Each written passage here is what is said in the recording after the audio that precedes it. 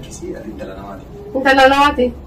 Ani haadha mana Hajiiti bara. Haji kottu silkee raafuu. Nagaan deemee siin jedhan si qofaa miti. Ammaan booda lama tarmiyyuu fuudhu. Har'anaaf shura ga'ee maaf salphate dhugaani. Har'anaaf shura ga'ee maaf gatii dhabe dhugaani. Yoo shamarra kafuunee hordoftoonni Saaroon Entertainment biyya keessaa fi biyya alaa akkam nagaa keessan jirtu anis nagaadha. Biyya irratti immoo viidiyoo bikki jennee dhufnee jirra jechuudha. Salphina guddaa tokkotu jira jechuudha. Dhugaa rabbii viidiyoon sun na qofalchiise illee akkasumas illee jiruu fi jireenya namaa keessatti waan nama mudatudha jechuudha viidiyoon sun jechuudha. Viidiyoo isaarraas timee caafiin isinni dhaggeeffachiisee irratti reaaktii goona jechuudha. Salphina guddaadha jechuudha. Dhugaa rabbii ani akka ofii koottanii jedheeni dhiphadhe jechuudha. Katari. Maali jechuun maali barbaachisa? Isi hundaa'ee. Anna nyaata siin jennee manni kiyya banaa jira achitti haasofna. Kanaa miti egaa mana kana dhufee garuu hedduu amalkee jijjiiramee jira. Duraas fulaan. Duraas fulaan.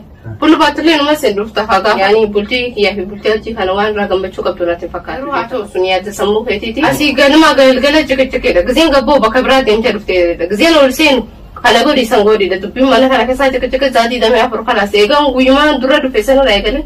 Ilaara kun takka gammachuun harkanii jechuudha. Anumaa tunagee dhagaarra bishaan yaa'uudha baatee ol yaa'ee gayyaa'ee wannummaan nagahee maali? Asitti abdiin siirees ta'eetu jechuudha. Isheen garuu irratti hojjechuudhaaf yookiis immoo abdiin anaa fi Haajii wal jaalanii walii wajjin jiraachuun keenya hin jaalatamu hin jaalatu kan jedhuun fatanaa gochaa jirti. Abdiin garuu bukoo guddaa tokko gadi baasa jechuudha. Yookiis immoo waan garaasaa keessa jiru gadi baasa osoo hin beekin jechuudha. Asitti garuu siirees ta'eetu isheenis immoo afaan irra qaqqabachaati kan isheen dubbachaa jirtu malee filafiitii baastee miti kan isheen dubbataa jirtu jechuudha. Bukoo guddaa fi wurdetii guddaa kan afaan nama qabsiisu immoo jechuudha. Ilaala. Adda baay'ee irratti walii galtanii kan jecha. Anaaf hin eegaa. Kalas anaan gizeen ni dhufu warqaan kaa hiyyaa fudhadhee qofaan deemudha malee waan biraa. Lolaan garbaata moo lolaa moo toluma? Tolumaan adda baane kalas anaaf inni hojii jiraachuu dadhabnee jira. Amalli isaa amala nana akka yaadii si'aniitiin miti. Kalas isaa adiidha bareeda walaa alhamdulillah. Alhamdulillah wallahi rabbi galanni haa jiraatu. Wallahi maal jedha ansi waan jedhu hin qabu. Ayee. Subhanallah. Alhamdulillah. Kalas walii galtanii gargar deemuu keessan bareeda. Tamam. Alhamdulillah. Maali beekta? Cubbuu mucayyoo miskiintitti saniititu kana hunda dalage. Isheen gargar ba'aatee jirraa waliif gallee irraa bultii 15 hin guunne anaaf Haajii wal dadhabne irraa ittiin jetteeni innillee baay'ee tokko gammadee jira jechuudha. Gammachuu kana hin jedhamnedha jechuudha. Abdii furditii guddaadha kuni. Rabbi obsa siifa kennu malee jechuudha. Akkuma beekamu ana asirratti waati lama nu badha jechuudha. Abdii fi Imaaneen yeroo janaan biyya galtee waliin jireenya eegalaniiru jedhanii viidiyoo hojjetaniiru. Tarii ati dhugaa caaltuudha baasoo osoo hin taane tarii hinaaffan sun keessa yeroo sana bultee ishee wajjinis jaalala waan eegaltee fi sun si aarsuu fi akkasumallee mana isaanii akka ati nadheessi bookisuu danda'a jechuudha. Dabalatee immoo jechuudha. Ati isaan gargar ba'uu isaaniitti hedduuti kan itti gammaddee jirtu. Dhuguma caaltuun miskiinadha jechuudha. Ati manaan Haajiin jechuudha. Kan ammaa Imaanee osoo hin taane caaltuu kan biyya galte sun miskiinadha jechuudha. Isheedhaaf illee dhugaa dubbatteeti kanatti jirtu jechuudha. Caafisaa waliin jireenya turanii waliin wantoota garaagaraa waliin dabarsaati kan isaan turan viidiyoowwan hedduu nu hojjetaati kan isaan turan jechuudha. Egaa haatillee yeroo sana keessa turtee gidduutti illee hirmaataa turan illee viidiyoo irratti hojjetaniin qaba jechuudha. Haa ta'u iyyuu malee viidiyoo kana keessatti garuu isaan siistemiidhaanidha kan isaan sirratti viidiyoo hojjechaa jiran ati garuu waan garaa keetii qabdi baasuun kee jechuudha. Namoonni yeroo tokko osoo hin beekin dhugaa yookiis immoo yeroo isaatti waan haqa qabeessa tokko baasan jiru. Akkasumas immoo lammatammoo waan hinaaffaa isaan keessa jiruu fi jibbastee jaalala qaban sana yeroo of keessaa baasantu jiru jechuudha. Asitti bakka namoonni yeroo tokko tokko jireenya namaa diiguudhaaf jireenya namaa gargar battanuudhaaf baay'ee tokko gammadu jechuudha. Gammachuurra darbeeyyuu jechuudha siisteemii ittiin namoonni gargar ba'an barbaadu jechuudha. Duni aktarii sana taatee dalaguun kee anaan na kofalchiisellee waa irraa baradhellee jechuudha. Isaan ta'an gurbaan kun siin ta'uu namni caaltuu hin taane namaan ta'uu dhiisii jedhee ati cadhisteetumaan dirgim jetteetti seente waan kana seente jechaadha.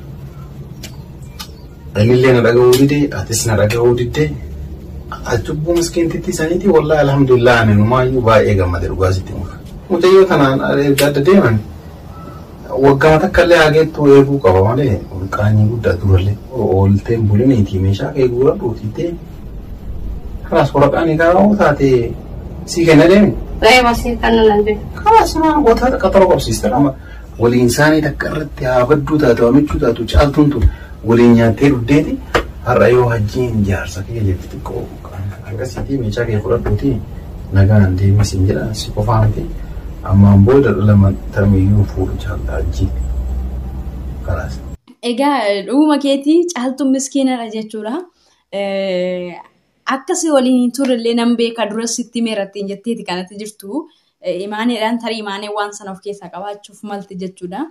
Sirratti garuu dalagdeetti ati immoo salphina guddaa akkasumallee aktirii ati dalagdee hedduu anaan na boonsellee jechuudha. Waan hawaasa keenya keessaa viidiyoo deeqaa gabaabduu keetti mul'iste.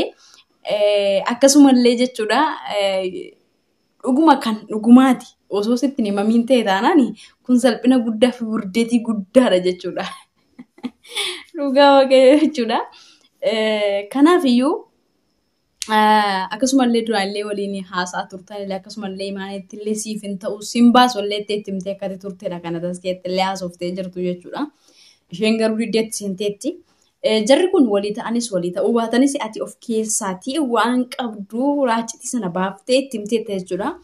Haa ta'uyyuu malee garuu piraankiin keessan kuni na kofalchiisallee salphina guddaadhallee jechuudha. Dhugaa aktiriin sun hanga ammaa na kofalchiisallee akkasuma immoo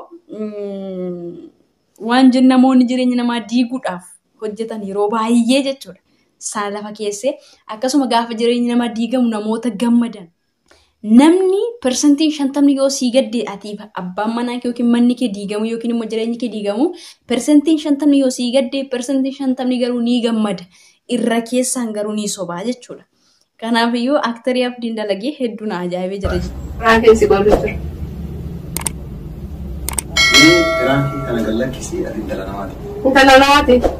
Ani haadha manaa Hajiiti barra. Haji! Haji kottu silkii nirraa godhu!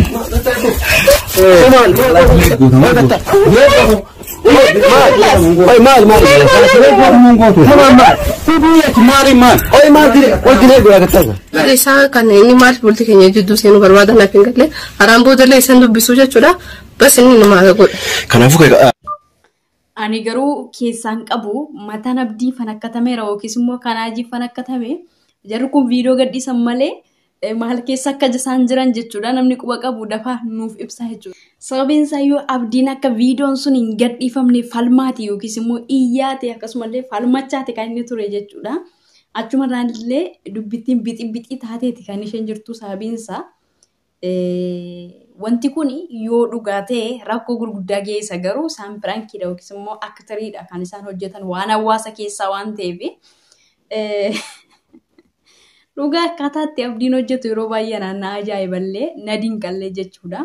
Siireesii ta'a wanti kamillee irraa hin beekamu jechuudha. Dur yeroo isaan diraamaa hojjetanii kaaseen isaan hin beekachu dur diraamaa hojjetu turan. Ammareef gara sisteema biraatii jiratan malee diraamaa hojjetu turan jechuudha. Diraamaa san yerootan isaan ilaala ture jechuudha. Hin quufullee jechuudha.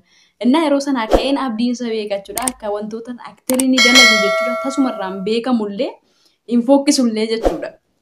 Innaa ati wantala namaa taatee mee viidiyoo kana gadhiisedhe achuma kanallaa. Egaa viidiyoon sun nu bira ga'ee jira. Garuu jechitti kana turraa kuttattan yoo ta'e immoo waan baay'ee jettan fakkaata irraa kuttanis ta'uu hin beeknu nuti keessaan qabu salphina akkasii sinaa oolchu isin jechuun barbaada. Hanga ammaatti kan na wajjin turtan ana Saaroon Tuubiidha. Like, subscribe, share gochuu hin dagatina. Komii fi yaada yoo qabaattan immoo naa barreessaa. Iddoo dogoggoreettis immoo natti himaa. Nagaan turaa uummata jaalalaa.